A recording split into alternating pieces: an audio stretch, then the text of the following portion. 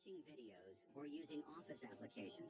But while Ryzen 3 can handle multitasking to a degree, it is not built for heavy workloads like AAA gaming, professional editing, or 3D rendering. And even if you manage to run the heavy software to some extent, it's still going to be lagging or having a slow loading time. But of course, this is exactly why Ryzen 3 is cheap and becomes a good choice for a budget computer. Oh yeah, other than the tier of the processor features that CPU has, there are many, but in laptops, Ryzen 3 processors often end with the U suffix. This means the CPU will prioritize limiting its power so that the laptop generates less heat and has longer battery life, which is useful for office workers or students since they need a device that can last through an entire day without having to keep recharging the laptop. On the desktop side, some Ryzen 3 models carry the G suffix, which means they include integrated Radeon graphics inside the chip. This is especially useful for budget PC builds because it allows the computer to run without a dedicated graphics card. But of course, if you want to use the PC for AAA gaming or other heavy software, this type of processor is still not powerful enough to handle the work, so you still need a dedicated graphics card.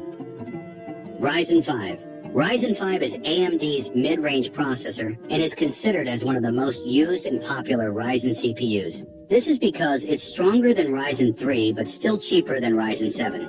In terms of performance, Ryzen 5 has 6 cores and 12 threads, which allows it to handle more demanding tasks such as gaming, photo and video editing, or programming. So compared to Ryzen 3, Ryzen 5 can definitely handle more multitasking work without lagging and has a faster loading time. In laptops, Ryzen 5 also has the U version like Ryzen 3, but now it also comes with the H suffix. This H suffix means that this is aimed at performance laptops or gaming laptops because it offers higher power limits for better speed, but it uses more energy. On the desktop side, other than the G suffix, Ryzen 5 processors also come with the X suffix. This version is tuned for higher clock speeds and better overall performance compared to the non-X models, which makes it an alternative if you want a little bit of an upgrade with a Ryzen 5 without having to purchase a more expensive CPU like Ryzen 7.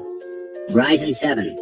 Ryzen 7 is a high-performance processor for people like content creators or streamers who need more power than the mid-range processor. So if Ryzen 5 can handle heavy gaming, Ryzen 7 lets you play the heavy game while doing a live streaming, keeping Discord open and stuff like that. And this is possible because it has 8 cores and 16 threads. In laptops, Ryzen 7 has other variants of the H suffix, and those are HS and HX. The HS means the CPU is built for thin and light laptops, but still delivers high performance while being power efficient. Basically, it's like the better version of Ryzen with the U suffix. And the HX one means the processor is unlocked for maximum performance by consuming more power to reach higher speeds. This Ryzen suffix is usually found in the bigger gaming laptops because they need bigger cooling systems to handle the extra heat from those higher CPU clock speeds. On desktops, Ryzen 7 processors also have an upgraded version of the X models that's called the X3D. These use AMD's 3D V-Cache technology to stack extra cache on the chip. Or in simple terms, it means you can get better gaming performance without consuming more wattage.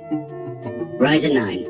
Ryzen 9 is AMD's top-tier processor that's designed for enthusiasts who require very high levels of performance. It has 12 or sometimes 16 cores, which makes it capable of handling extremely demanding workloads such as 4K and 8K video editing, scientific simulations, and reaching a really high FPS in competitive gaming. In terms of suffix, Ryzen 9 works just like Ryzen 7, so the main difference is that Ryzen 9 is just more powerful.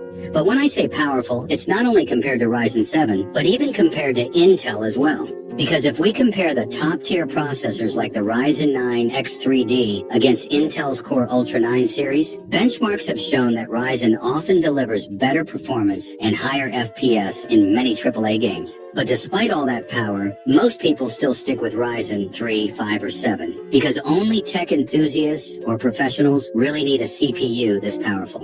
Oh yeah, and this is also where AMD released a special variant called Ryzen AI. Ryzen AI.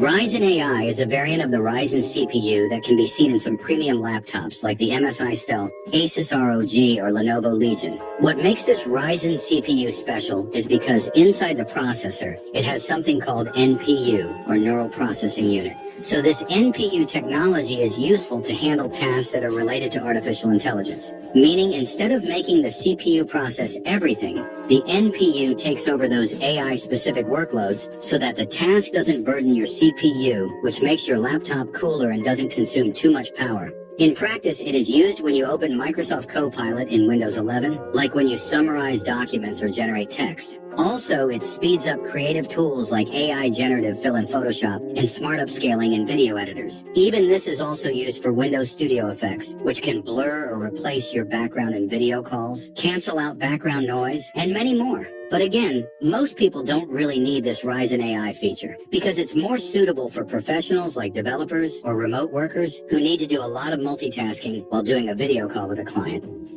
Ryzen Pro.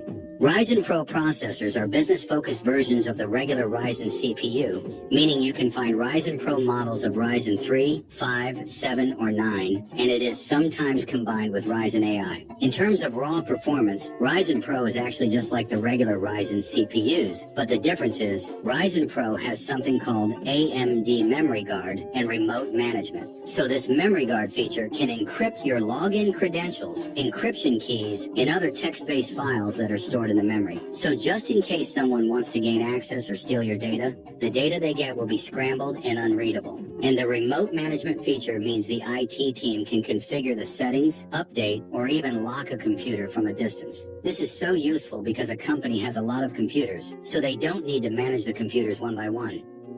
Ryzen Z. Ryzen Z is a special type of AMD processor designed specifically for handheld gaming devices. The most well-known ones are the Ryzen Z1 and Z2 alongside their extreme versions, which can deliver more power, but of course, they are definitely still weaker than laptop or desktop processors. Also, since the size of a handheld is too small for a dedicated graphics card, Ryzen Z always comes with an integrated GPU that's weaker than a graphics card. But despite all of that, it's still very well optimized, so handheld devices can still play games at a decent FPS while balancing the battery consumption. Threadripper.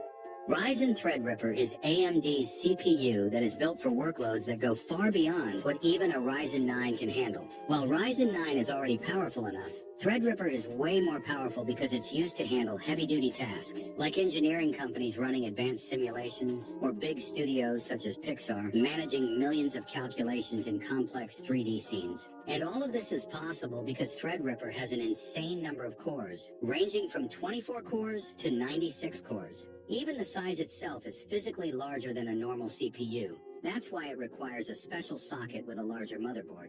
And since it's extremely powerful, it is also very expensive, like thousands of dollars just for that one chip. So yeah, if you're thinking of using this processor for daily use, not only it's an overkill, but it's just way too expensive for casual users.